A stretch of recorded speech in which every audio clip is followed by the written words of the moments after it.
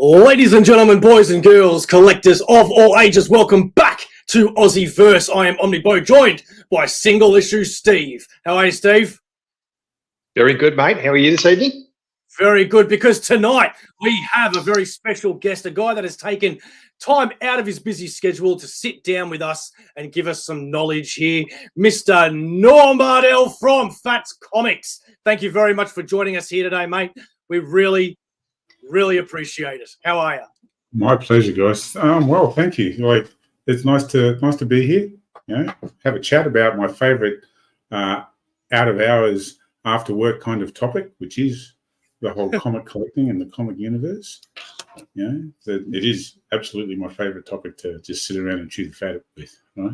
Well, we have a lot to talk about tonight, and we want to try and keep it to an hour. So let's get some plugging out of the way. You want to tell us how you think about this show? Go to Instagram _AussieVerse. You can also check out our videos on TikTok. You can go to Facebook, because AussieVerse is for life. You can also check out our graphic designer, A51 Designs. And as normal, we are sponsored by ComX. If you do want to check out Fats Comics, then we implore you to go to their Facebook group right there, Fats Comics, which you can also check them out on Instagram under the same name. That is enough plugging. Let's get down to some loving. The first topic that we do want to get to is types of collectors and collecting. Let's break it down, Norm. Let's have a think about it. So at the end of the day, most of us in this industry or genre, we collect. We collect for various reasons, right? Reading, right? That's our first step. It's where we all start. We buy our first comics. We pick through the stories we want. Then we go and start, reading and developing our interest for the characters that we like and what they get up to. I suppose and the reason we start collecting, at least with single issues and even with trades, hardcovers, not so much omnibuses because they tend to be quite complete, but even omnibuses, is you start reading the stories and you get into the history of it, and you're after the next issue, whatever the next issue is, or a previous issue if you've been buying them secondhand. You'll have your pull list at your favorite comic shop if you're buying new stuff, and hopefully you're keeping up to date. But even then, now and then you miss one, so you've got to go digging it up. That starts us off with our collecting, right? So reading is how we develop our interest, right? Then I suppose the next stage from there is really about we kind of get that bug, and it's really about trying to scratch that itch for completion, right? We want to get a whole run, or we're missing pieces out of our material, and we want to know what happened in that story, and it keeps us engaged. We want to read the rest of the story. I mean, it's the same sort of guys that will watch Star Trek Next Gen from issue 1 to from episode 1 to the last episode, right? In a row because we just die hard and we binge watch and we binge read. But scratching that itch is very important for us, and it does a few things. First of all, it satisfies that desire to go out and purchase something that we really want. I mean, that's actually a desire. Most of us feel it. We sit there and get antsy. We've got a bit of money in our pocket, and we go, I might head down to the comic shop, and your missus doesn't understand, and that doesn't matter. You just go and do it, right? So then, scratching that itch is actually pretty important. Owning all of the issues in the run and the need to collect satisfies a really important desire for us. Collecting that way can be hard because with some of the more expensive runs, like let's take Amazing Spider-Man, right? Most of us start somewhere we can afford. I don't know, issue 400, right? And we collect the later ones, and then we go backwards because as we go backwards, generally that's how the price increases, right? We go backwards down to, well, if we ever get completionist about it, AF-15, right? First appearance of Spider-Man. So that's that scratching that itch thing. Then sometimes, some people even start this way, sometimes we progress past that point where we want to invest in comics. We decide we've learned enough about it and we can see other people making money from it. And now we want to talk about whether or not we can turn this into a side gig. I'm going to use the term side gig, it's a very popular term. I personally believe everybody should have a side gig, right? I do. I firmly believe it. As a matter of fact, I've got 2 or 3. Comics is my main side gig because I have a normal business that I manage or I own. But comics is my side gig. I got a couple other side gigs that make me some money, but comics is my second best source of income, right? And that side gig is important for us because at the end of the day, we use our regular money to live with, and we use our side gig money to, I don't know, enjoy ourselves with, right? Mm-hmm. If we can turn our collecting habit into something that creates a profit for us and we roll it back into that, we can actually grow this side gig into something decent. All right? So the hustle, can this make money? Well, I can categorically tell you that it can, but I can also categorically tell you that it will require some effort, and you'll need to develop quite a good understanding of your craft. This becomes a craft. Yeah. People, the best, they turn this into the best business when they really understand their craft. I don't care if you're a musician, an artist, a collector, an investor, a business person. You've got to really develop your craft. Right? So you'd go from being a reader or somebody that just dabbles into actually learning all about the insides and outs of what makes money out of the enjoyment out of it. The making money side of it is quite a lot different from just the reading and filling runs. There are so many comic runs you can fill. I don't know, X-Man, right? I can tell you there's hundreds of X-Man books, but the truth is, not one of them is worth anything. Yeah. So you wouldn't invest in them. You might collect them because you want to read them. Then there's a lot of runs that have 1 or 2 that are worth a bit of money, and the rest are, in terms of money, not really worth anything at all, right? And this is probably one of the areas of confusion for the person who transitions from owning a lot of comics that they've been, faithfully filling the gaps in to get their runs together, to then turning into an investor. I see it all the time in the shop where people come in and go, "You want to buy my collection?" I go, "Well, I want to see it. I don't know if I want to buy it yet, but I want to see it." So they bring in their collection, and then I have to tell them the hard truths. Like you're like a bucket of cold water sometimes, because they believe that having a large number of comics is literally worth a lot of money. Now, I'm not saying there's no money in it, but what I'm saying is there's a lot there is no money in it. I did that with some of my early X-Men stuff that I've had from like the 90s. I've still got all that stuff. And I've jumped online and had a look at some of the prices. I thought, beauty, I've got probably $7,000 or $8,000 worth of stuff here. $2.50, $3, $1.50. I was shattered. There was one that was worth $198, which is the first appearance of Gambit. That's the best one I've got. All the others are like $3 or $4. And even then, they're only worth $3 or $4 if someone wants to buy them for that price. Yeah. If you want, and we'll talk about this a little later about the art of selling your collection, right? So what I'll do is I'll talk a little bit about how you start, right? So you learn your craft. So investing in comics, it's a tricky point of view. Now, I'm not going to talk about, this isn't like book according to Hoyle, the only way to do it. I'm going to talk about how I did it. I made a lot of mistakes. So lesson number 1, we all pay for our education, right? I started buying comics when I was younger, and when I bought the comic shop, I then started transitioning into what has essentially become an investor, right? Because I needed to, but I was still buying with this passion of a collector. Some things I would buy, I'd pay too much for. Some things I would buy and I didn't want to sell because I really loved that book. And you buy these things that you don't normally have access to, with the idea you're going to sell them, but you get your first, I don't know, let's pick a decent book, ASM 300.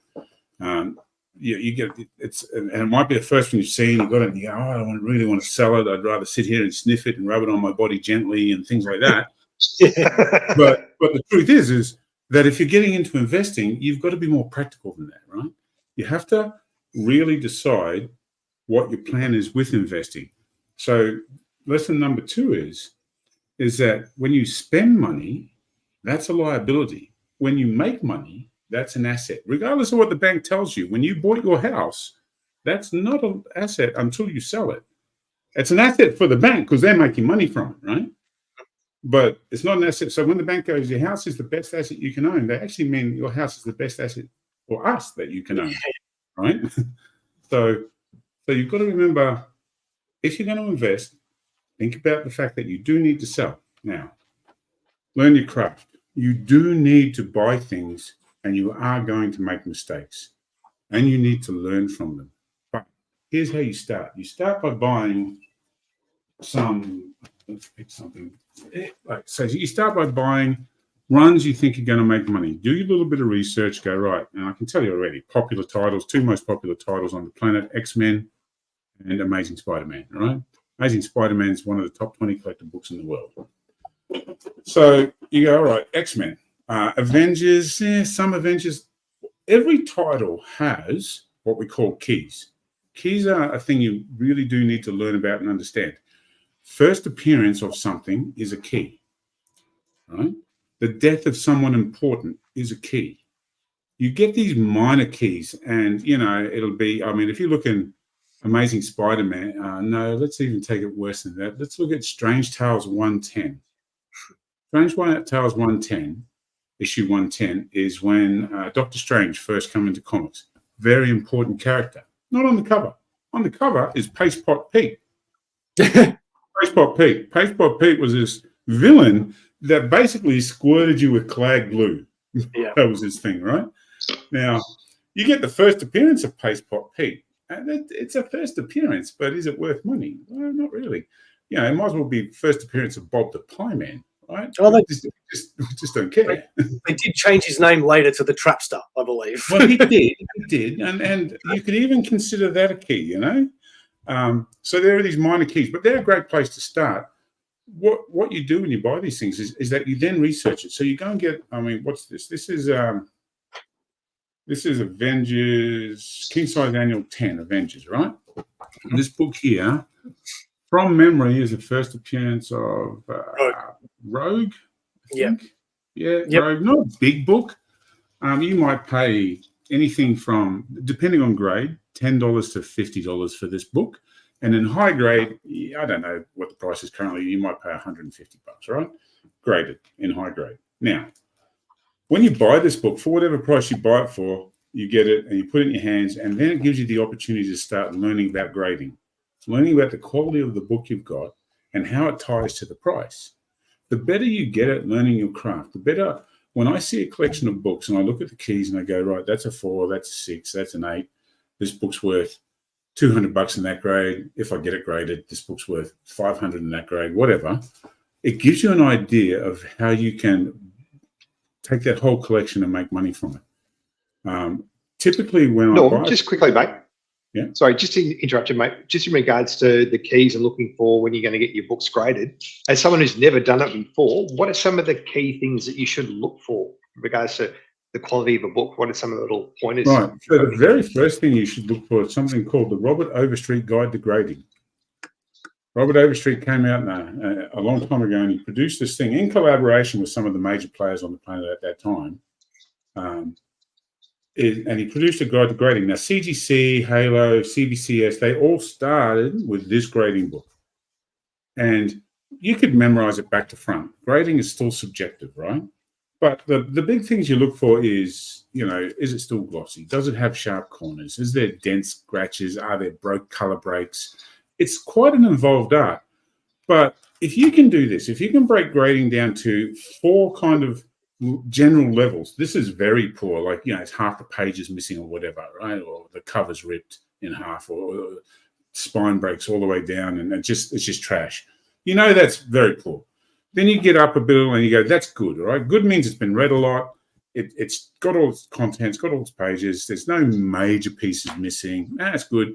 Very good, that's a 4, right? And very good is, it's good. It's not only is it got all its bits, there are no chunks taken out of it. There's a color breaks and corner bends and maybe little corner piece. It's a 4. It's very good. Then you get fine, very fine, and then anything better than that is great, right? if you can break your grading, your quick grading down at least into those rough levels, you'll be so far ahead of the curve. You don't need to decide whether it's a 7 or an 8. You need to be in the ballpark of. You need to be able to get your major grading levels out of the way. And if you can do that much, then you can recognize a general book on the internet that's raw like this, just from the photos. You'll be able to go, oh, this guy says it's a very fine. I'm telling you right now, if he's on the internet and says it's very fine, it's a fine, right? Everybody overgrades their books. But it's an important part of your craft to judge what you're buying. And that's when you start. You start buying these small kits. You start buying runs, some of the more collectible runs, and you buy them in, and then you go through them. You don't have to buy $100, $200 books. You can buy $20 books. You need to learn your craft. So, you are, it is a skill, because even I thought at one point that I got to a certain level by buying and selling for so long that I knew things. And Dion, I just want to shout you out, because not only did you hook Norm up with AussieVerse tonight, thank you very much, but the amount of times that I've shown Dion books and I will say to him, oh, I reckon it's a this or it's a that, or there's no issues with it. And straight away, within 3 seconds, Dion looks at that book and goes, nah, it's got this, it's got that, it's got this. And I would have never even noticed that. Dion is very good at his craft. There's no doubt about that. He's just very good at it. He's been doing it for a very long time too. But grading, he's excellent at grading. And he looks at it also from other viewpoints that even regular graders don't do, because Dion's done over the years. He's done pressing, and I'm not going to say restoration. Never restored books, and it's not something we really look into as restoring books. But just in the pressing and minor cleaning improvements of books which aren't classed as restoration, he's very good at this stuff. So, and that's where you extend your craft into the, well, if I buy this book and it's currently a 5.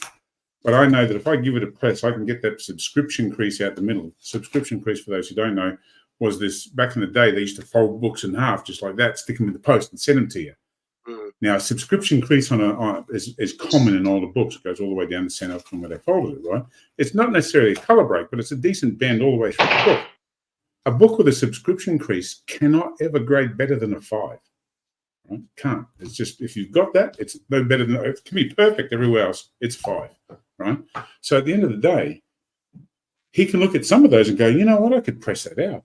That then goes from being a 5 to a 6.5. Well, the level of his grading means he can get very finicky about the grading quality, almost like a grading company would. He knows the difference between a 6, a 6.5, and a 7. Right? Still subjective. You still make mistakes, but he's got a lot more knowledge to approach it with. All I'm suggesting is people just need to get in those general ranges first. It helps. Right? We do have Sharif joining us now. I didn't think he'd be able to join us today, Norm, because he's come down from Queensland to Melbourne, and I believe his family's let him out of the cage for tonight. So I know he just wanted to stay today as well. So I was waiting for that moment. Thank you, Sharif, for joining us too. Sharif goes to mate. Hey, Norm, how's it going? Yeah, good. Sorry, Norm, keep going. I was waiting for that moment. Right.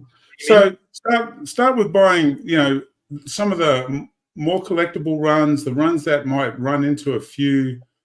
Look, you can't go wrong with X-Men pre-90s. Anything Silver Age, Bronze Age, and Copper Age in X-Men are all expensive, but you can buy them in various grades, which mean you don't have to pay a lot for them. But then you start learning, right? The value of X-Men can be quite astronomical. Same as Spider-Man. Start at the later ones, work your way back. But learn your craft. Don't be afraid to buy these things. But if you're investing, well, I'll talk about the plan you have in a sec. So when you become more skilled at your craft, then you start, you're what I would call a savvy investor then. Then you want to start with a bit of speculation, a bit of diversification. So you want to buy across ranges. Obviously, we don't want to invest everything into X-Men. Could be anything. So you buy across the board a little more. You extend. There's a lot of Conan books from the Bronze Age that are worth that are great to have and sell well. Silver Surfer is one of those things. There's 18 Silver Surfer issues in the first series. Every one of them is worth money, right? And you can buy them in various grades. The Silver Surfer 1's a cracker of a book. If you can't afford Fantastic Four 48, which is first appearance, then start with Silver Surfer 1 and get those 18 books together, right? They're awesome to have. And when you're savvy, more savvy, you're more willing to put out a high dollar value in these books. Now, here's the reason you want to put out a high dollar value. When you go to sell them and you've got 5,000 books in 480 short boxes, right? You're going to try and sell 5,000 books. But if you've got one short box with 120 books in, and each one of them's worth $100, that's $10,000 worth of books in one thing. It's a lot easier to sell. And then if you're really a mature investor, let me grab a book. Let's see what I've got here. Won't see this book too often. I'll take it out. So this book is Amazing Fantasy 15. It's the first appearance of Spider-Man. Now, this is a low grade. This is what I call an affordable copy, because in high grade, it's $1 million. But in this grade, it's $35,000 Australian. You know, maybe a little higher, right? Now, you'd have to be a mature investor, but you cannot lose on this book, right? But putting out that kind of money is it's you want to know your shit by this time. Sorry, if I do swear people, sorry, I apologize. No, you're okay. We do it all the time. So I'm assuming if your goal is to start buying and selling books of that caliber, maybe that's a bit of a far reach for your average Joe Blow, but that's where you end up. It's not where you start. I was going to say what money you've got. It'd be almost like flipping the small book, then the bigger one, then the bigger one, then the bigger one, until you get to that level. Yes. So start with the low ones for your learning. Like I said, everyone pays for their education. So those low-end books that you're buying are to teach you about grading, to teach you about buying things. And if you can flip some of them, we'll talk about how in a minute, then great. And you can use it to fund your progress through the series, which is essentially what I did with the store, right? But there are plenty of other books that you don't have to go that high, right? So there's a book, First Zatanna, right? That's Hawkman. And like Zatanna's not on it, but she's a popular character. And it's a $300, $400 book. This one here is First Dead Man, right? Mm-hmm. Again, $250, $150 to $500, depending on grade. But you don't have to buy keys either. You could just go and get an old, this is a Silver Age Batman, but a very early Silver Age Batman. It's got a Joker cover. People love Joker covers. It's not a key, but it's still a $120 book. And it's very desirable. People love Batman, right? Or you can flip further back. Now, Australia is not really good for this selling of this, but America is, right? So here's a Tales of Suspense, right? This is early. This is when all the monsters only had 4 letters in their name, like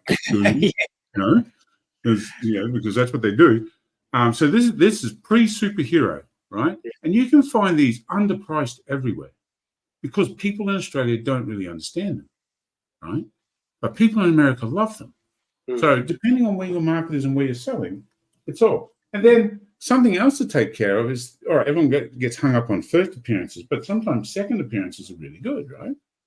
Or minor. I'm going to say this is as minor a key as you want, right?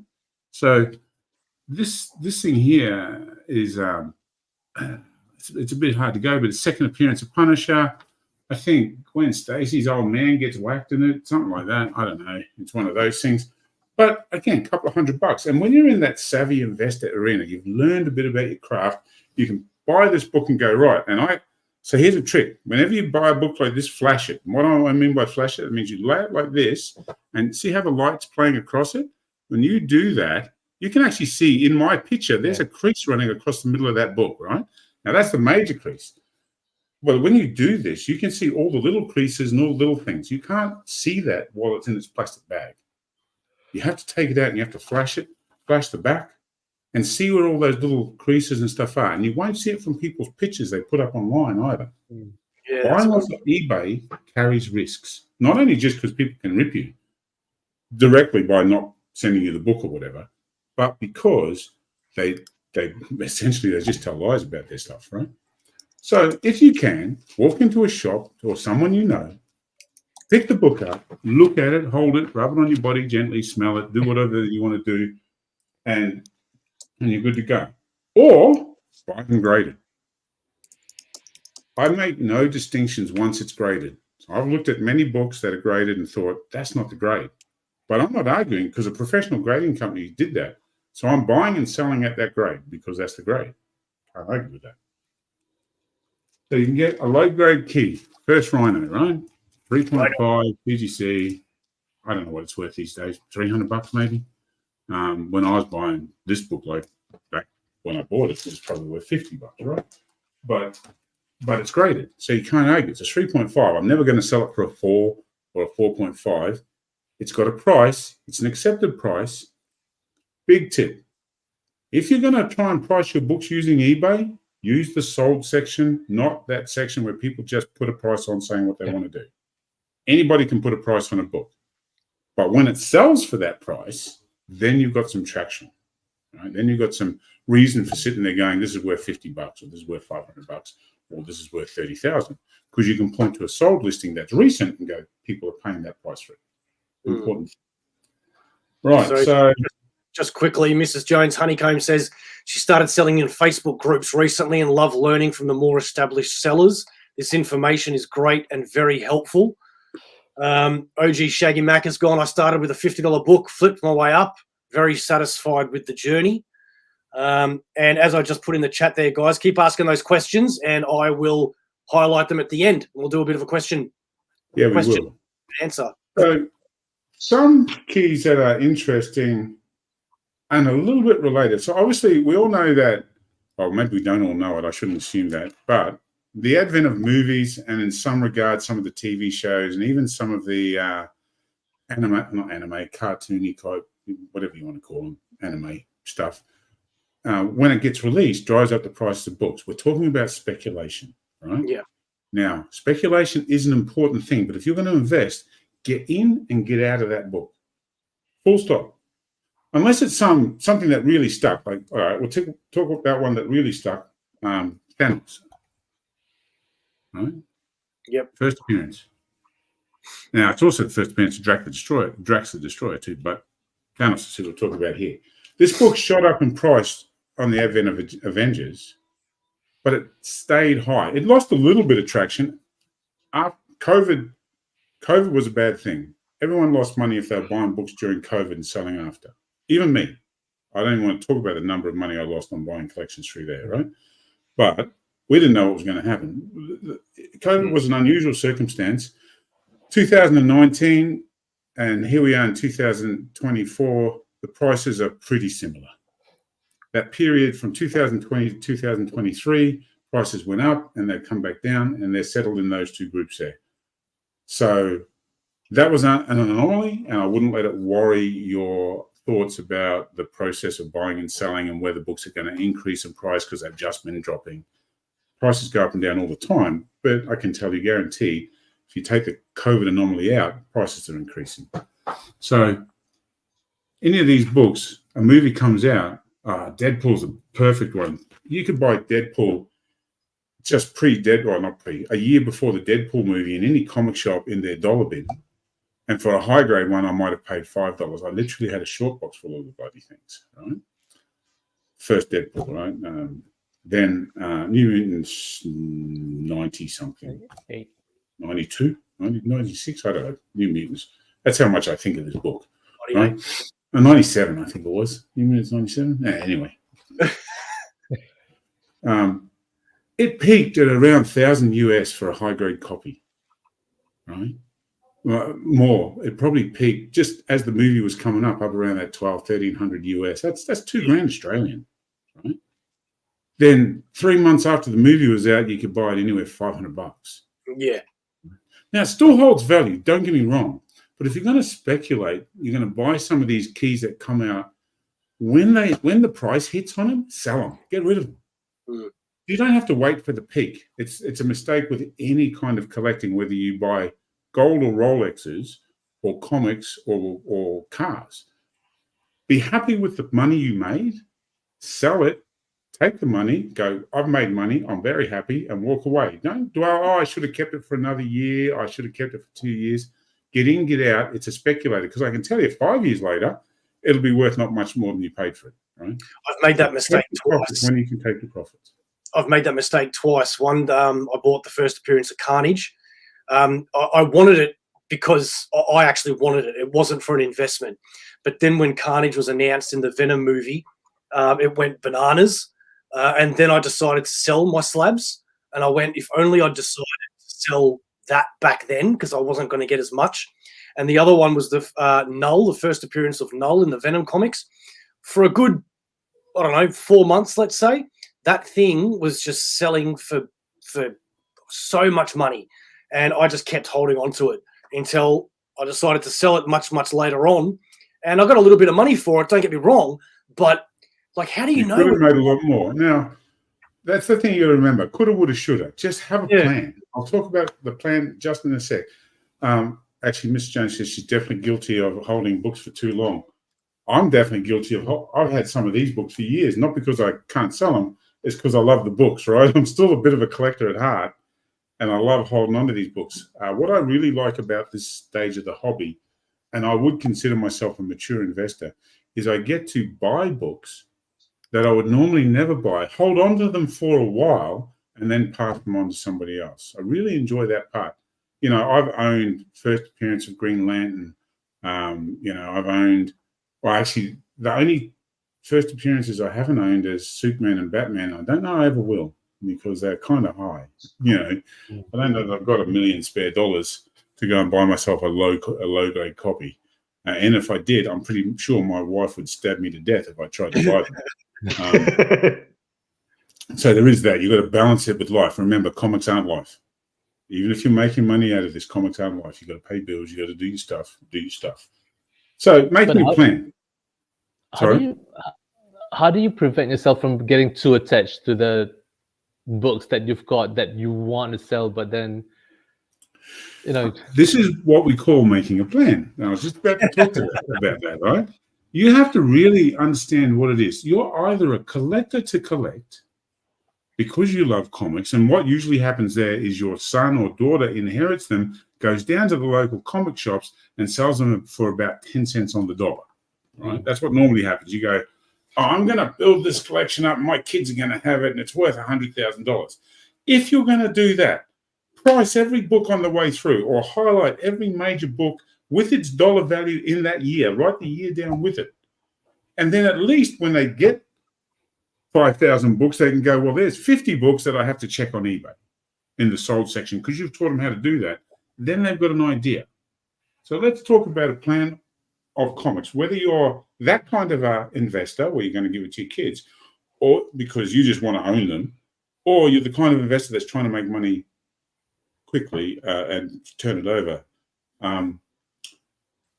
You've got two major things: entry and exit. When to buy, when to sell. Right? So you've got to stage your purchases. I'll tell you how I do it. I don't normally buy a key. Like, okay, you can't buy keys cheap. Nobody is selling you. You're not going to go and buy a graded 8.5 Hulk 181. What's that worth these days? Maybe 5,000 US, right? You're not going to buy this thing cheap. Right? You're never getting it cheap. But here's what you can do. These things are a little bit like blue chip shares. I buy currently in the big end of town on a 5-year plan. I buy at the market price. I am not afraid of buying at the market price. Even if I haggle my hardest, I might get it 5 or 10% under market price if I pay cash, right? And that's fine. I'll get it for whatever. Then in that year, I consolidate my price. What does that mean? That means I bought it at $100 cheaper or $500 dearer than what GPA is telling us. GPA is a resource that we use. It requires a membership, but it tells you what the sold prices on these books are when they're graded. I might have bought it somewhere around that GPA price. It's in US dollars. But over that year, the price, it does this little wiggle up and down thing, but it kind of consolidates. And by year number 2, it's gone up a little. Now, I can tell you from experience, and we take out COVID, Hulk 181 goes up on average 21% a year. And how do I know this? Because I keep my numbers every year. I keep the numbers that they sell for. And I can tell you that from 2016 to 2020, Hulk 181 went up 24% every year. So my 5-year plan was buy it in year one, go to the end of year one, it gains, and it doesn't really gain in value, it solidifies its price that it's selling for. Year two, I'm making a profit. Year three, I'm making a profit. Year four, I'm making a profit. Then at the end of year four, at the beginning of year five, I advertise it for sale at that price. And I don't really change the price during year five. So during year five, someone's going to buy it for me. The later it goes in year five, someone's going to buy that book from me at a great price for them. John Paul Getty, leave a little bit in there for the other guy. Whatever the deal is, leave a little bit for him, he'll buy it from you. So at the end of the day, during year five, he comes and buys it from me. If it's at the beginning of year five, all right, he's not getting a great deal. But if he's at the end of year five, he's getting I might have changed the price slightly, but it'll still be a really good price for him. And he'll walk away knowing that he's made a good purchase, or she, and they will come back to me because of this. Right? Now, it's hard to do on eBay. You've got all sorts of fees. I very rarely sell anything like this unless it's in person to someone with the cash in their hands ready to buy, or sometimes, rarely, but sometimes I'll send a large lot of my stuff to heritage auctions, right? And play that game. That's a whole different story. But that's my plan. My plan was entry and exit. That's what I decided. Anything in the big key range, I'm holding for 5 years. Right? Anything in the small key range, I'm using to flip here and there, and I'm taking advantage of any changes in market that come along. All right. So if I'm going to, and there are some definite books, you need to do your research, but there's some definite books in that $1,000 to $3,000 mark, or $750 to $3,000 mark, where they gain good over a period of years, a couple of years, 2 years, 20% a year, 30% a year. I can tell you categorically that Hulk 1, the very first issue of Hulk, he's grey, is a terrible investment. Why? That book doesn't make 3% a year. Right. Okay. Right? Okay. Don't buy that book unless you want to own that book because you love Hulk and you want a Hulk 1. It's an awesome book to have. Don't get me wrong. I've had one. I wished I never bought it. It took me years to sell it, and I made almost nothing. Right? I just tied up my money. But that's the thing. Just because it's a big key doesn't mean it's a desirable key, and there are other factors influencing its increase in price. Learn your craft. Do your research. Right? You can't truly predict what's going to happen to the price of a book. But you know what has happened. So you can look at that and go, right, this book's been making 20% a year. I don't know why it's making 20% a year. I don't care why. There's a good chance it's going to make 20% next year. I'm buying that book. If you're going to spend your money, that's how you do it. In the big end of town, in the small end of town, it's fine. You know, if you're paying $20 for something, or you're paying $500 for something, it's all about where you decide what big and small is, right? But if you want to flip, I would say you're better off buying 50 $500 keys than one $25,000 key, right? Mm.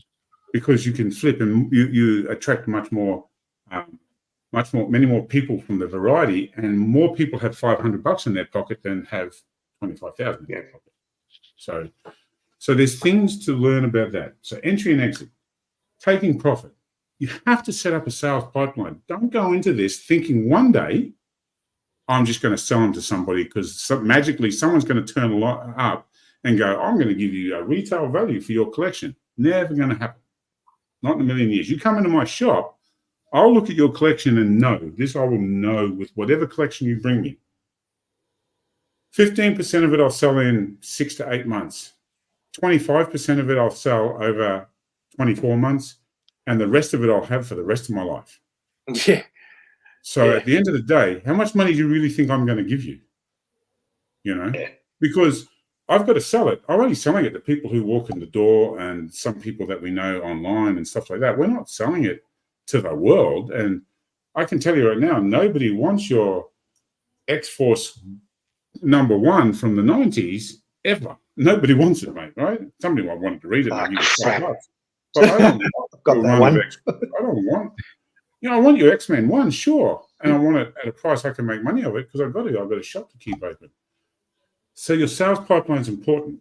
If you're going to do this, set yourself up your eBay page now. Trade in $10 and $20 books. Build up a reputation. Get the stars going.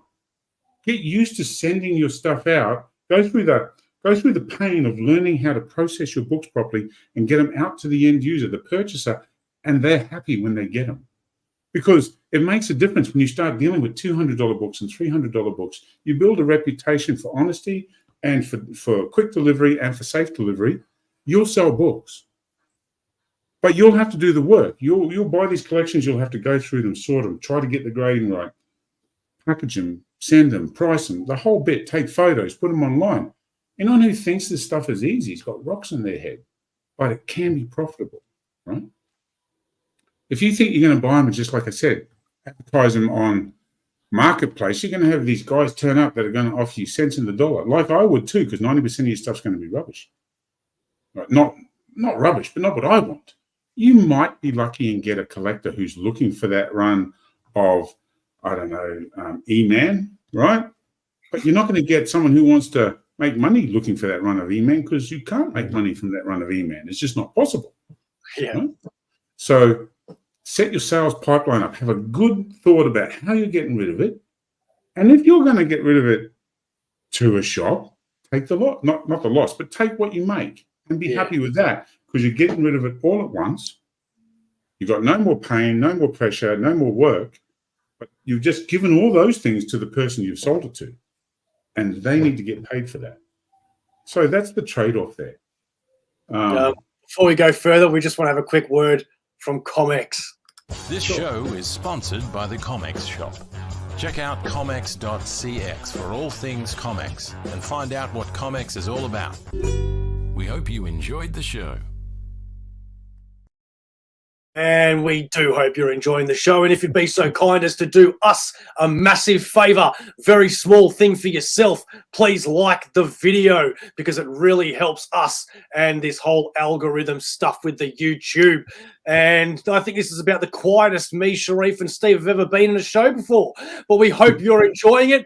Let the show go on. Norm, sorry, mate. It was an interesting question. Miss Jones said, what's the group's opinions on variants? I'll give you my opinion. Don't buy them. Yeah. All right? Not if you want to make money. I bought many variant covers because I love the artwork. That's a very good reason. You know what, Miss Jones? You want to make money? You poos. Well, look, you know, there's some homage covers. I love the homage covers. I love all sorts of things. But if I want to make money, I might buy, like sometimes you get there's an old thing in the shops, right? Like a 1 in 10 is worth, like more than the standard cover, 1 in 20, 1 in 25, 1 in 50, 1 in 100, 1 in 500. But I can tell you, people talk rubbish about this. They go 1 in 500. Oh, there's only 1 in 500. That means for the 100,000 comics they produced, every 500 is so there's 20 of them, right? The truth is they're not worth $500, which is so. What that means is that as a retailer, I had to go and buy 500 of that comic, that particular regular cover comic, to get this 1 in 500. At the same time, I'd have got, because I bought that number, I'd have got 1 in 500. I'd have got 5 1 in 100s. I'd have got 20 1 in 25s. Right, that'd come with the thing. I just bought those 500 comics, and they give me all these. And then what a lot of the shops do is they go and try and flog those off to make their money back on the fact that they bought 500 of the same comic. Now, I've got boxes of the same comic, and if anyone ever wants them cheap, I'll ship them to you on a pallet. You can have them. But it's a trap for retailers as well as for investors. Sometimes we speculate. We go, all right, there's this new character coming out. She looks good. I remember when Riri, I don't know if you know who Riri is. Oh, okay. Troy's Troy. Interesting name for a she as well. I mean, you know. So at the end of the day, when Riri come out, a few of us went, you know what, this character sounds interesting. Let's buy a few of these can't remember. First appearance of Riri, was it Iron Man? Might have been an Iron Man book, like something modern, right? I'm not good with modern stuff. Dion's much better than me with modern stuff. But anyway, you get them, and a 9.8, it's worth a few $100, right? But, you know, we bought like a short box full. There's tens of thousands of these books out there. Be careful with the modern stuff, thinking it's going to hold value. There's, you know, graded maybe 250 amazing spot. Well, actually, there's not 250 of this book here, right? There's not graded on the census. So, hang on. I want to see that bigger. Sorry, what do you want? Yeah, I just want to see that bigger. Thank you very much. We don't get many opportunities for that, Norm. All right. So at the end of the day, it's a book you can guarantee down the track that people are going to want because there's just not that many of them, right? And I'm not suggesting you need to do that either. Like, I'll pick another one that's. Let me just see if I just grabbed some stuff that was in the box over there. Here we go. Ghost Rider #1, right? So this isn't even first appearance, right? This is just Ghost Rider #1. In a high grade, it's still $1,000 book, right? I don't know. Maybe it's worth more. Maybe it's worth a little less. Around about $1,000. But you're never going to. Ghost Rider's as popular as hell. I'm not 100% convinced Riri's that popular. All right. So if you're buying a book and you had a choice between this $1,000 book and that $1,000 book, I know which one I'd go for. Because I've got to sell it in 5 years, and you don't know what's going to happen to these characters. Ghost Rider's sticking around. He's proven the test of time, right? And that book might fluctuate $100 here and there over time. It'll slowly creep its way up. I'm not sure. Riri got up there, got up pretty high, and now not so good. Right? She did. So these are the things that we have to think about when it comes to buying speculative books, especially the modern variants and so forth. So caveat emptor. Buy with care. If you're buying a speculative book that's very speculative, like a variant or whatever, if you can double up, get out. If you can make 50% after costs for sale, get out. You know what I mean? Don't hang around thinking it's just going to climb and climb unless you've got some very solid reasons. When the Avengers universe, when Avengers 1 came out, what's that now? It's got to be like 12 or 15 years ago. I don't know. Something like that. You know, some of these people that are listening, they were 10 years old when it came out. Now they're 20, 21, 22, and they've got disposable incomes. And they come in to the shop now buying keys and so forth because they have a disposable income and they remember the show. So this is the other thing I'm going to talk about. Exit, stage left. Right? When do you get out? It used to be a truism in this industry, and I've been in it for a very long time, and I'm quite old, right? So I've been collecting stuff for 50-odd years. Now, my dad collected stuff he remembered as a kid, right? He collected Phantom, which isn't as popular anymore. He collected Western comics. He collected things like that. He collected stuff he remembered as a kid. And as he got older, it had some value, and he kept collecting that kind of stuff. He never really collected for investment. He collected because he enjoyed it, right? But there came a point in his age where it was time for him to get rid of his stuff because he's not buying it. He's paying medical bills and, you know, kids to go through school and whatever. He's old now, right? So they tend to sell it. But the only guys that were still buying it is guys who remembered it from when they were kids. So it's his age. And then now, if they're his age, not at the buying stage, they're at the selling stage because they've got to pay for the hospital bills for their bad knee or rheumatic friggin' back. So at the end of the day, people tend to buy within that generation they remember. There are heaps of 20-year-olds and 25-year-olds, even 30-year-olds buying Pokemon, buying Naruto, buying Yu-Gi-Oh, buying all sorts of these things, and they have value. But when they're old, what are their kids seeing? What are the kids watching, right? At the end of the day, get out of it while you've still got people buying that genre of stuff. What kept the Marvel universe going, where people now still remember Silver Age and buying Silver Age, are the movies. They introduced those characters to a whole generation, 2 generations. They're continuing to show them, and it's kept traction for those older comics. It's why X-Men 1's still high. It's why Amazing Spider-Man 1's still high. You want to buy some decent books these days? Think of the Bronze Age keys, because the Silver Age keys, like AF-15 is going the way of Superman 1 or Batman 1. It's going to be out of most people's reach in 10 years, right? It's one of those super keys. So you could look at AF-15 like Action Comics 1 or Detective 27, and you could look at Amazing Spider-Man 1, which is his first appearance in his own book, like Superman 1 or Batman 1, right? They're going that way. I don't believe that they're ever going to truly significantly decrease in price because of the character they introduced and the popularity of them. Yeah. But you look at some of the other Silver Age characters and Silver Age keys, and you go, oh, like, Captain America from the Golden Age, right? You know, those old Alex Schomburg covers. Cap's got his old World War II uniform on and stuff. Cap 1 was a huge book. It was literally worth $1 million, but now it's 200,000. Now, I know that still sounds like a lot, but you can see how it's decreasing in value because it never...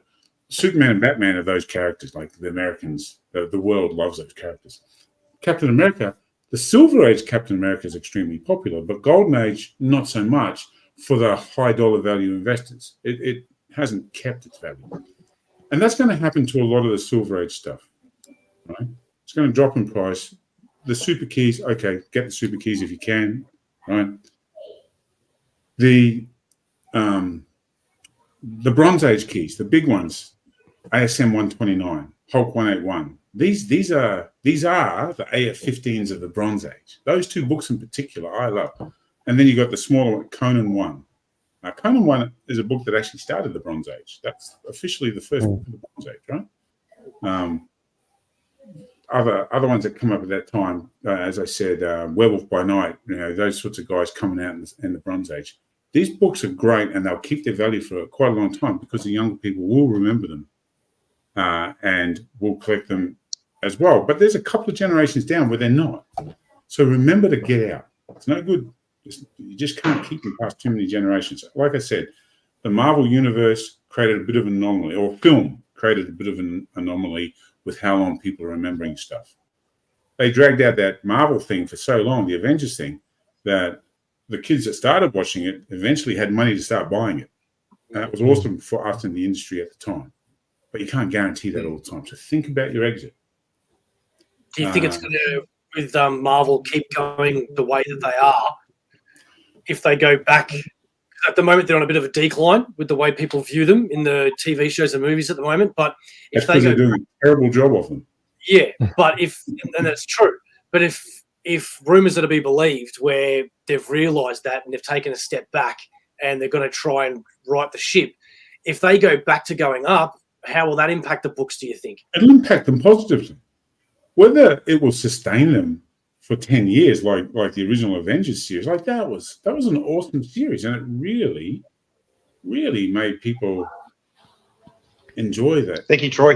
The last one, waiting for the next one, and really getting into the characters. It did wonders for the whole genre of collecting, and I think that impetus will last quite a while. But don't guarantee on it lasting forever. Have a plan. Pick it. Pick what you want to do. Pick how much you want to make, and then at some point, and I'll be a little bit honest with this, right now I collect comics and trade in them, not really to make money. I mean, I make money out of them, but not the money like I was making because I really concentrated on it for a while. I'd turn up to conventions, and if you ever saw me at a convention like in 2019, you'd have seen $2 million worth of books on the walls. Oh, I have. I've seen you at a convention. But that's what I used to turn up with, right? Yeah. Because I was right into it. Like I was pushing it, and I had collectors that would turn up literally at conventions with a lot of money or come and see me afterwards to buy these big books. But I no longer, I'm now more in it because I just love doing it. Right? I love talking to people like you guys. I love the cut and thrust of doing business, haggling, but not over life mattering things like changing things like my regular business has, but over comics. Like comics aren't going to change anybody's life, so it's more fun to deal with it, right? So that's sort of the stage I'm at now. But I've had my plan. I've got to where I wanted to be. I've sold most of my collection. I still have a few big books, obviously. And by a few, I mean a few. But that was my plan. My plan was literally, it took a hiccup at the end with what's it called, COVID. Mhm. But the truth is, I didn't lose out of it overall. I won. I lost money during COVID, but overall, I did really well with it. So now I'm in it more for other reasons, which are in my plan. So, have a plan. That's a really important thing. Grab me a glass of water, please. Thanks, mate. So that plan is a really important thing. That idea of where you're going. Now, you do your plan in stages, which is a great idea. Do you plan in stages? Like, all right, I'm trying to get to this far. I'll deal in $100 books, $200 books, see if I can make it go any further. Stick to the building your sales pipeline, do all that sort of stuff, and then get out when you're happy to get out, or go further because you want to go further. But keep an eye on the market. Keep developing your craft. It's a really important part. Does it make any difference if you're a novice or a beginner or even as a seasoned person who's doing this like yourself, that even if you've got a 5-year plan and you know that you should be going out, but then you have Hot 181 that you said keeps going up 20% year on, and you know it's going to go more after the You 5th don't year. know. This is the problem. The plan says I'm buying books that are increasing today.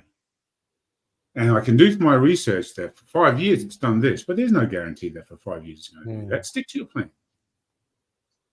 Take deviations from your plan when you have other reasons. I have no problem with someone buying their first Hot 181 with the intention to sell it and then going, I love this book so much, I'm going to just wear the fact that I'm keeping it. Because you've got a reason for it. But don't let greed be the reason. Do you know what I mean? Let the love of collecting or the love of the artwork or the love of the story, the character, let that be the reason you want to keep it. Don't let the fact that you think you're going to make way more money if you do this, because I've seen too many people lose their shirt. Right? I also think a big part of it that Dion's been telling me for years is to separate yourself from your own collection and what's meant to make you money as well. The amount of things that he's told me to sell, and I've never listened to him, and he's always right, because he's always turned around to me and he's like, Bo, you can't think of it this way. This is what's going to make you money. Get rid of it. Why are you holding on to it? And my answer would always be because I love it, but then when I decide to sell those things, you're getting a quarter of the price that I could have gotten when he suggested it earlier. So it does go back to what you're saying about having a plan, knowing when to get in and when to get out, and choosing that pipeline. Yeah. And sticking to your plan, at least to that degree, right? It's like I've got books here I collect. I was telling the guys about them earlier. The ones that mean something to me from I remember as a kid, but they're sitting up on my bar, and these things are worth $20. I've got $20,000 books. They're not on my bar. They're in my safe. On my bar is a $20 book. I think I'm a big Silver Surfer fan. And I really like this Marie Severin cover. It's on Tales to Astonish 60-something. It's like Silver Surfer's flying along. He's dragging the Hulk behind him, right? I just love that cover. It's on my bar. All right, that's a $300 book in the grade of 10. But that's only because I actually sent one to Stan Lee to get signed years ago. It came back to the shop, and my sister went, "Oh, a new book, I'm selling it," and she sold it. But anyway, that's what happened, right? No, I stuck my sister in to look after the shop. She's moved to Perth this week. So Karen, yeah. Karen. Yeah, so we're looking after the shop now. But yeah, she had no attachment. She would sell anything of mine if I had made the mistake of bringing it to the shop. Right? So, at the end of the day, if I didn't want to sell it, I don't take it to the shop. But I learned, the shop taught me this: everything's for sale. I learned to love other things about this investment track that I'm on, which is, like I said before, buying the comics, holding them for a while, enjoying them while I have them, and moving them to someone else who will pay me the money to want them. What they do with them is up to them. I hope they enjoy it, but I don't care. So is anything in your comic book collection stuff that you will never sell, or is it all for sale eventually one day? I have a couple of gifts that people haven't given me. I won't sell those. I have some personalized stuff that was done for me, you know. I don't know. I got something Frank Miller did for me. I got something that Kevin Eastman did for me. Things like that. I won't sell those.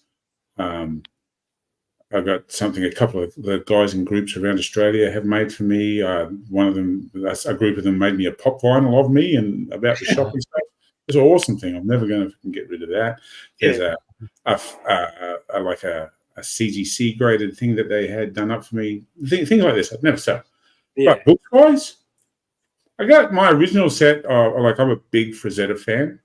Big Frazetta fan. I've been trying to buy Frazetta artwork for years. It always goes out of reach, and my wife has a hard time about me spending $50,000 US on a little sketch like that. So obviously, I don't have one yet, but I have some original folios and that he signed and remarked and stuff. And I have, of course, Death Dealer, the original set that came out. I've got all those. I probably won't sell those. I just love the artwork. I love the stories. Even I had a Vampirilla 1, right? Which is his cover, Frank Frazetta's cover. And it took me years to want to sell that because I love the book. I've been chasing it for a long time. A mate of mine, Harley Yee from the US, was flying in. He rang me. He goes, "I've got one. Did you want it?" I said, "Of course I do." So he flew in, brought it to me. And I would have kept that 10 years before I sold it, right? But at some point, I'm an investor to make money. I made money on it. My favorite comic, Alex Schomburg comic, Startling Comics 49, which is, you guys know Bender from Futurama? Yeah. They stole Bender from this comic, right? There's this comic, Startling Comics 49. If you look at the cover, it's Bender. But it was done in photos, right? And when I bought that comic, I think it was $7,000 US. So I wanted that comic since I was a little kid, right? Just because I love robot covers, and I certainly love Alex Schomburg's painted cover artwork. And I wanted that comic. But when I was 15, it was $200 US. I don't know, 15, especially in the 80s, right, or 70s. And then as it went on year by year, and you could right away to get them from comic, take the panels out, mail them away, and wait a long time. I bought AF-15s that way. And I always wanted one. But so I couldn't buy it until I was maybe 2016 or 17. And it was $7,000 US. And again, Harley was flying in from the US to do a convention here. And I'd actually said to him, "Look, I'm really looking for this book." And he goes, "Well, I got one here." It was an 8.0 high grade. And it was glorious. And he goes, I could buy it for you and bring it if you want it. And I'm like, "Yeah, get it for me, bro." So he got it, and I held on to it. And I kept that comic for years. I wanted that comic forever. And I kept it for years, but it's still for sale. I sold it with a collection. I think I got 21 grand for it, right? I made money on it. I tripled up. So stick to your plan. I enjoyed it. I've had it. And now if I ever get another one, I'm going to try and find the lowest grade copy I can find. And I might still have to pay 7 grand for it. But I'll have it. And that one I'll keep because I'm not going to buy it in this investment track. I'm going to buy it because I want it. Right? So really decide where you're at. And that's really all I have to say about collecting. I could go on with it for hours. Yeah, I can imagine, mate. I can imagine. So we open up. So let's open up the floor. If you guys have questions, or if anyone has questions, Mark Manners, he's just got one there. He goes SS4 all the way. So Mark bought a Silver Surfer number 4, also one of my favorite covers. It's the one where Thor's on the Rainbow Bridge. He's got his hammer. Silver Surfer's flying down to find he's ready to throw it at him, right? Yeah. That cover is unreal. It's one of my favorite covers. And the story behind that book is interesting. Yeah, it is good.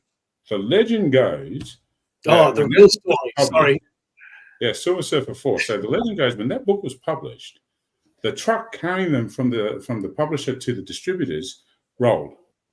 And half the books were destroyed. So it's actually a low print run, a low number copy out there as well. But it has one of the most iconic covers. And even though it's not a key, it's priced like a key, right? Silver Surfer number 4. As I talked about the Silver Surfer 1 to 18. So number 1's worth a lot of money. Number 4 is the next most expensive. But it's not a key. Like number 2's got Mephisto, first appearance of Mephisto in it, right? working on memory now. Number maybe 16 is the one with Spider-Man on the cover. Like, these things have value, but number 4 is the one everyone wants. And number 1 and number 4.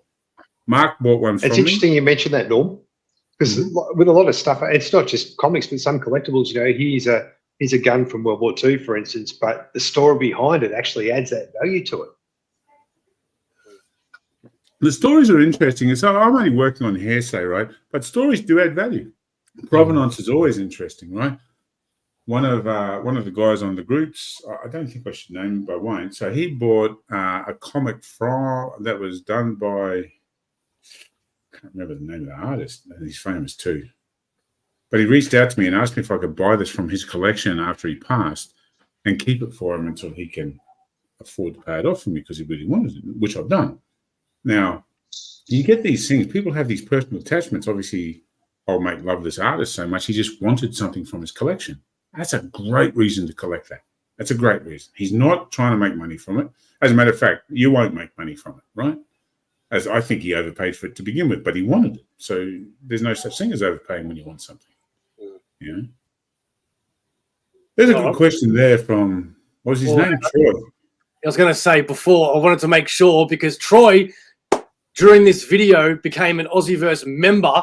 If you want to do that, just go hit the join now. It is starting at only $2.99. And because of that, he gets his first dibs in his questions here. So let me just pull that up.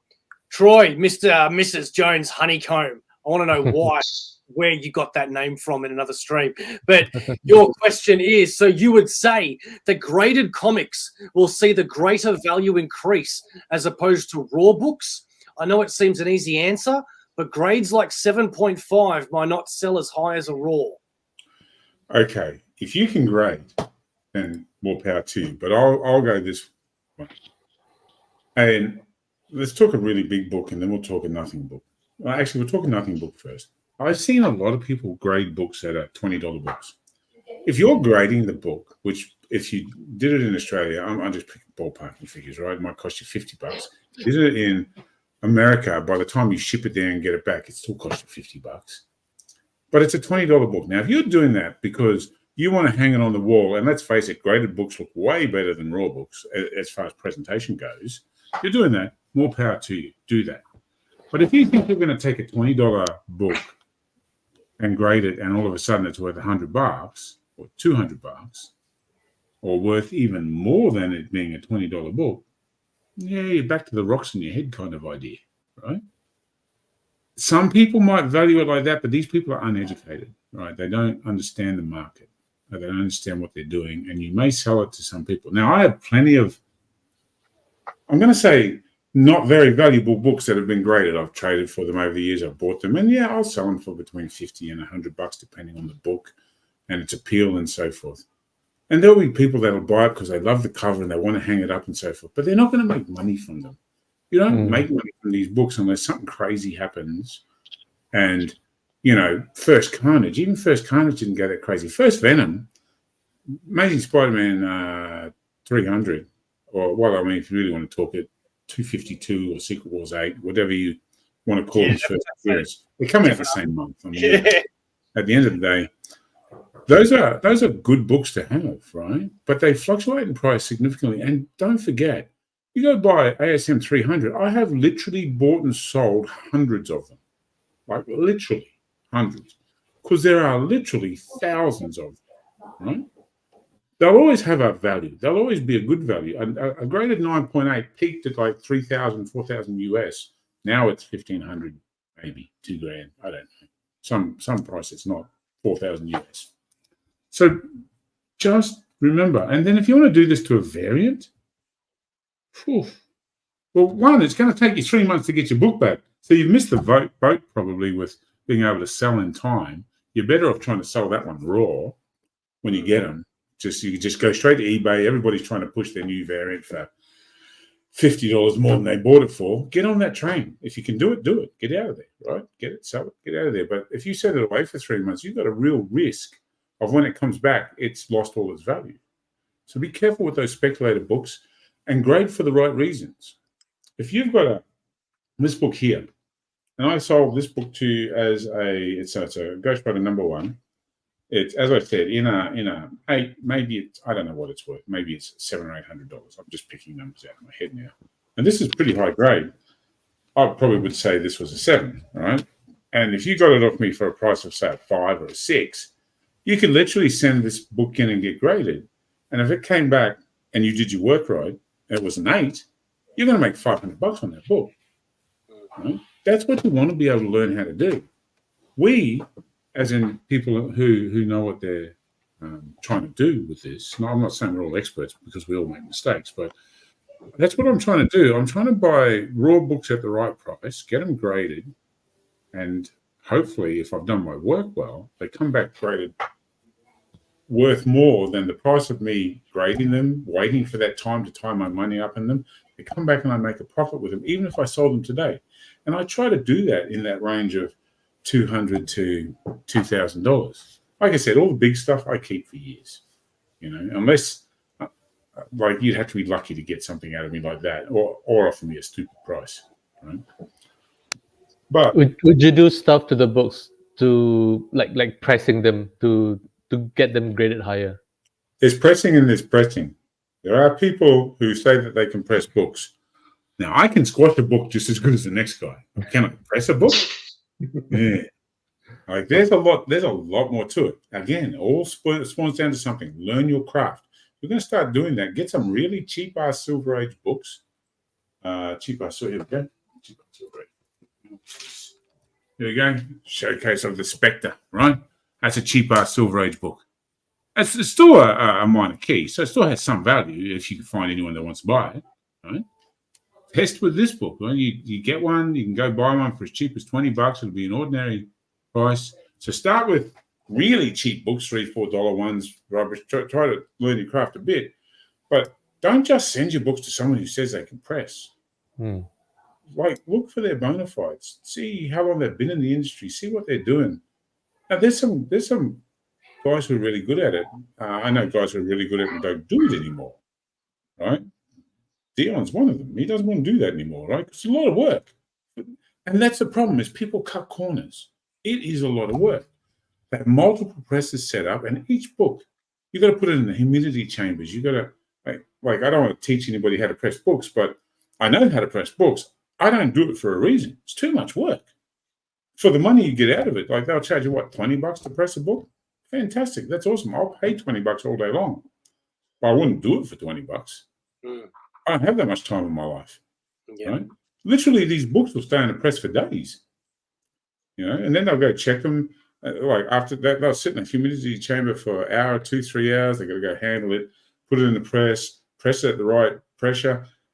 Temperature's an iffy thing. Whether people, there's cleaning is its own problem. You get stuff cleaned there are people in America that, like, there's a lady in America. She can restore a book, man. Oof, she can restore a book, but and they use a lot of chemicals to bring them up white again. And she can make a book. She can make a book out of nothing. Like you can send her a 0.5 that's got big chunks missing, and she'll get it. It'll come back with a restored grade, but it'll be like a 7 or a 9. Like, it's amazing what she can do. Wow, but that might answer that. The contention, it's contentious. Like, in 20 years, that book's going to be confetti because of the chemicals they use to clean the paper. It's brittle now. It'll just fall apart inside that slab. There are all sorts of tricks. Learn your craft, if you want to get into that side of it. Take a chance if you want to. So Mark asks, how affected if vouchers are cut out? That's a good question. If you get it graded, sometimes it'll come back with a green label from CGC, which is a verified label, and it'll state on there that the coupon. There used to be Marvel coupons in books, and they have characters. Hulk 181 has Sheena as the coupon in it, right? And what people used to do is cut those coupons out and put them in this other coupon book and build up all the coupons, right? Yeah. I've seen many Hulk 181s with the coupon cut out. I've seen many people buy a Hulk 181 raw and not count the pages or look through it and cut the coupons cut out, and they didn't know it, and they paid the wrong price rate, right? Yeah. So coupons cut out really affect the price. They affect the grade. If In the traditional way of grading, if a book was a 6 and it's got a coupon cut out, it becomes what they could. Well, they used to put it in a different coloured label and say it's a restored book because and it wasn't restored, but that's what they'd say, it's restored. Now they have verified label, it's green. And then they automatically drop it a whole grade, right? Because it's now a restored book, so you drop it a whole grade. So it would have been a 5 restored. The price of a restored book, so let's take 2 5s and a Hulk 181, a non-restored Hulk 181, these days, $2.5 grand, $500 US a graded point. That's what I'm going to say, right? $2.5 grand. Traditionally, that book in restored should be about a third of the price. It's not. The market's gone a bit silly. Traditionally, it was. Now it might be half the price or a little over. And there are still some people willing to pay more because there are tricks people do with these books that try to get them past graders and so forth. So it's not very kosher, so I'm not going to tell anyone how to do it, but the things you have to look for, learn your craft. And that's what happens with coupons cut out. When you buy a book, if you buy a book raw and you're into investing, here's a tip I'll give you. Carefully count the leaves in the book, front to back, each leaf, including the cover, multiply it by 2, that's the number of pages. Go to My Comic Shop, go look that book up. In My Comic Shop in the description, it'll tell you how many pages that book's supposed to have. Right? That's the first thing you do to know if there's a page missing from your book, right? Usually it's centerfold stuff, but it doesn't matter. And then if you know that book's got a coupon, make sure you look for it.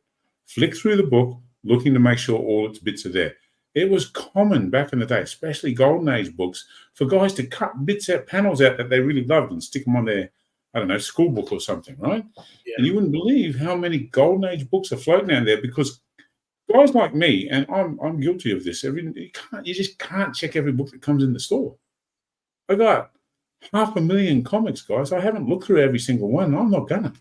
But I will give you your money back if you come back to me and go, this book had this problem.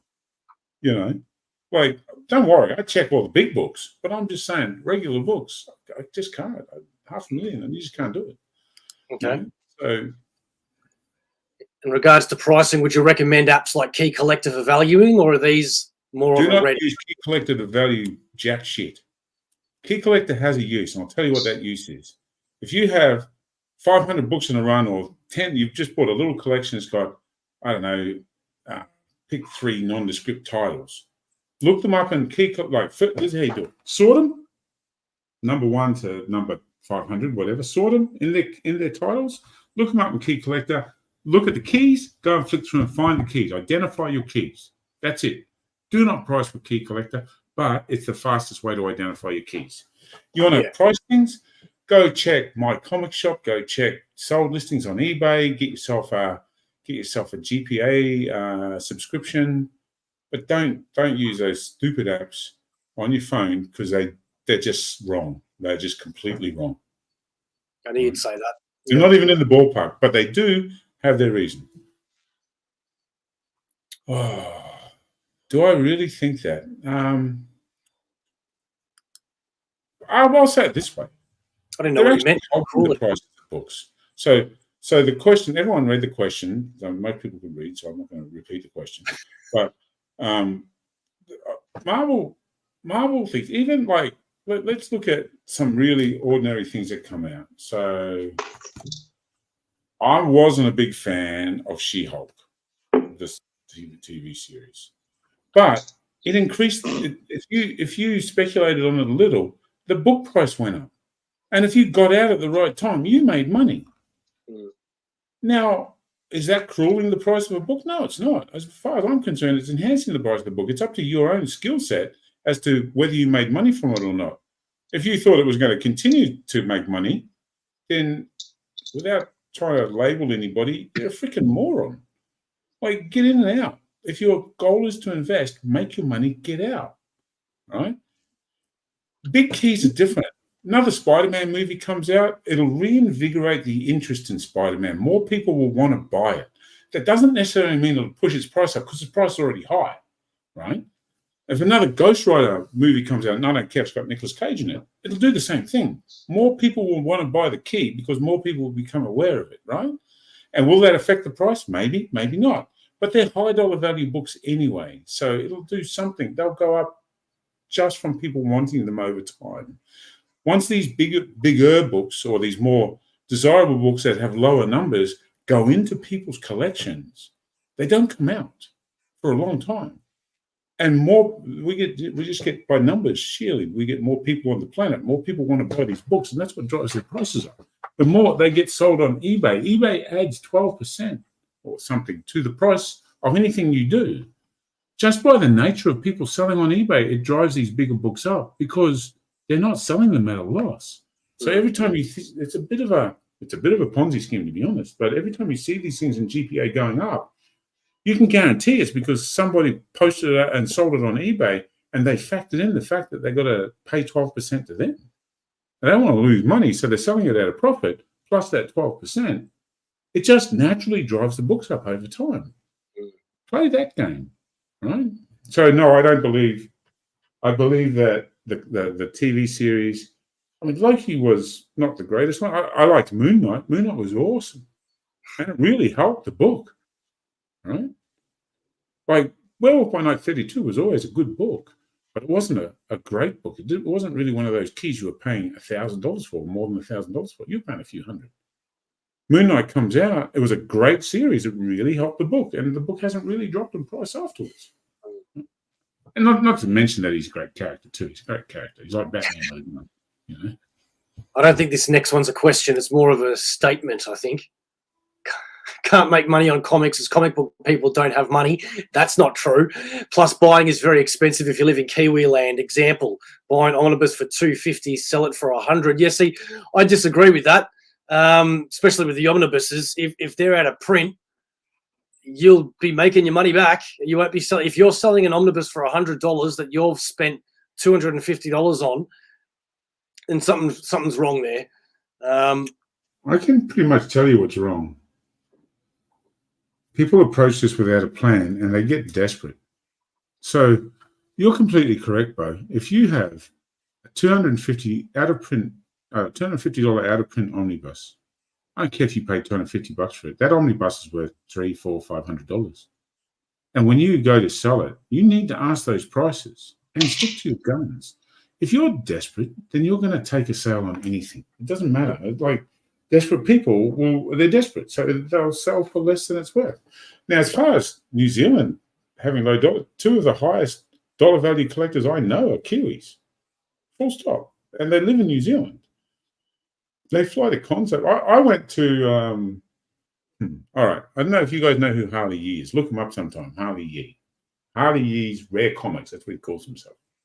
Harley's been in the industry since Jesus was a kid, right? And you never really get a great deal from Harley, but you will get deals, especially if you pay cash. And he has just the best books when he turns up to conventions. There's a reason he does the New Zealand con. He's one of the few Americans that travel to cons all over the world, right? Takes his stock. He'll do 2 to 3 out of the 6 Australian cons, and the reason he doesn't do some of the others is because they line up with cons in the US that he goes to buy stock at. So he prioritizes those, and he does the one New Zealand con. Right? And the reason he does the New Zealand con is because New Zealanders will spend money on books. You know, he flies from New Zealand with from America with his stock. It is not cheap for Harley to attend a con. Yeah. And he attends them in the UK, and he attends them in Europe, and he attends them all over the world. But if you know what you're doing and you understand your craft, and this guy, I know personally, he sold at least 6 Action 1s and maybe 10 Detective 27s. Oh, jeez. Now, has he sold the same ones multiple times? Yes, he has. But they've gone through different hands. He's bought them back. He sold them again. Like, this guy's at the, well, not like, he's up there at the top of that trading tree. Guys like him and Rick Whitelock from New Force, well, when Rick had New Force Comics. I was at a convention in the US. Rick had 3 Action 1s on his stand. Right? So, like, at the end of the day, there are these guys that can really make money from this. But, you know, They're also investing a lot of money into it, and they're taking their chances, just like everybody else does. Well, Troy's now coming out with the big questions. 180 or 181? That's a moot point. The CGC thing, which, I mean, I don't, whether you love them or hate them, it's the de facto standard. So guess what, bro? That's the one that makes you the money. If you're an investor, that's the one that makes you the money. Okay? So follow the money. So would you say that graded comics will see the greater value increase as opposed to raw books? As I said before, if you're buying new comics and grading them, no. But raw books, you've got to get the grade right for you to get that right. Sometimes, like, you know, pick a high dollar value comic or even a middle dollar value comic. A 7.5 of something is $1,000. In a raw, if it's a 7.5, it's not $1,000. Do you know why? Because it's not graded. And if you're paying $1,000 for it and you know what you're doing, it's because you think it's an 8.5 or a 9, right? But nobody's paying. Well, that's not true. If you're a good salesman, you can sell raw books if they're very desirable for the price of a graded book, if you know what you're doing. But you have to have faith. People have to have faith in you that you know what you're doing. I've done it. People come to me and go, how much you want for that book? And I go, I want a graded 7.5 price. And they go, what grade do you think it is? And I go, I honestly think it's a 7.5, but it might be an 8 or an 8.5, especially if you go to a decent presser. But I know what I've been doing a long time. So I'm not going to tell my clients that and be wrong about it. Am I ever wrong? Yeah, we're all wrong sometimes, right? It's caveat emptor. Buyer beware. Sloppy tones. Look at that. Clown. Thank you very much. Thank you very much. That was good. Susan, sorry, we're a bit behind on the comments, guys, because I want to. Yeah, Susan is the queen. Is the queen? Absolutely. Todd knows who I'm talking about in the US. Oh, look at that! That is our first super chat here at AussieVerse. Thank you very much. Thank you very much. Really appreciate that. I've really enjoyed this, guys. Thanks for having me on, Ryan. No, I really appreciate it. I've gone way over time, though. Yeah, we'll just get through the comments and we'll call it a night. Don't worry. I don't want to keep everybody. But yeah, I've really enjoyed it. I mean, I love talking about this stuff. Yeah, it's one of my passions. There's a lot more to the whole investing, buying, collecting than I talk about here. It's a universe all of its own, and the community is what makes it interesting. It's people. It's always people. Yeah. Simple as that. We've all got our human equation. Trust me, comic guys, we usually have a bigger human equation than most. And I run a shop. I see all sorts of people come in, but guess what? There's no malice in them. There's no judgment. There's no nothing, right? They're all there just to enjoy themselves. I freaking love it. So if you are... Mark Mayer's there is looking after Fats Comics for us at the moment, and my wife, myself. I'm there on a Saturday. Mark's there Wednesday and Thursdays, some other days because he's lonely. He wants to come and hang out with people. I think. And I'm there on Saturdays usually, right? So come and visit me if you want to, and I'll give you some insights that I wouldn't normally give you. Just because you come brothers hanging around for the last decade or more. If you want to go see Fats Comics, go check them out at Facebook. You can also go check them out at Instagram. Facebook's better.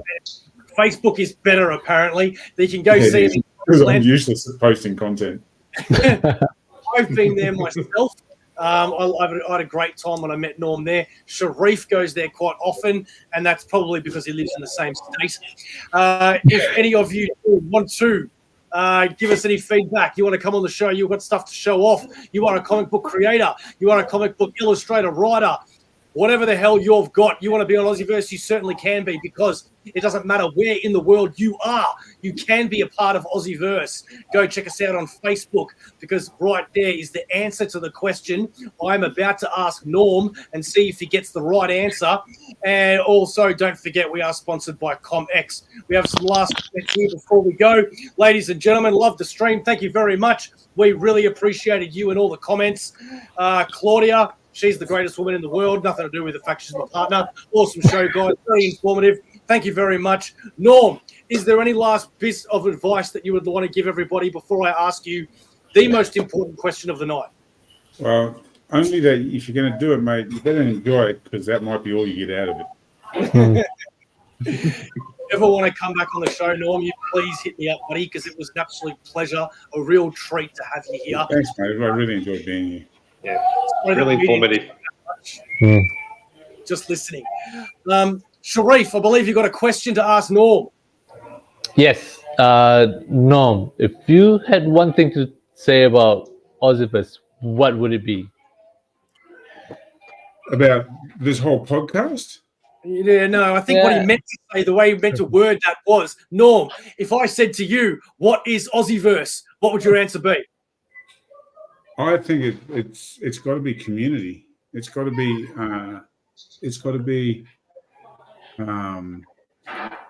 inclusion, and it's got to be the sharing of the hobby that we're all in. I think that's really the thing that people come here for, mate. It's to be included and to be part of this thing that we do. It's freaking awesome. Norm, that was a very good answer, and I have a lot of respect for you. Yes. But you are, AussieVerse is and always will be for life. That's right. You'll remember that one. I'm younger than that. I'm older than that, sorry. You're never going to get me to say that. We'll see you next time, guys. Thank you very much for joining. Like the video, be a part of the AussieVerse, and subscribe. And before we go, we're going to do something that we normally don't do, but I'm going to do it because Steve has hardly said anything at all. That was the wrong button. Put him back in there. That one. Tell your mama I said hi. See you later.